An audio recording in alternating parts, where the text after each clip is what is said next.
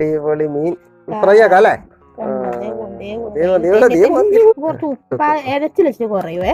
അതെ, പണ്ടുള്ളൊരു ചാറ് ഇട്ടാ തൂക്കുന്നത്.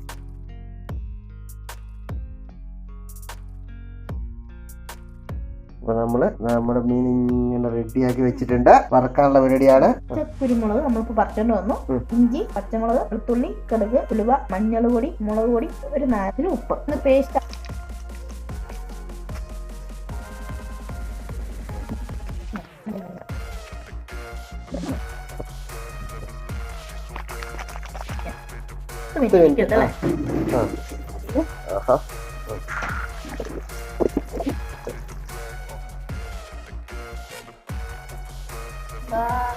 ചൂടാണേ.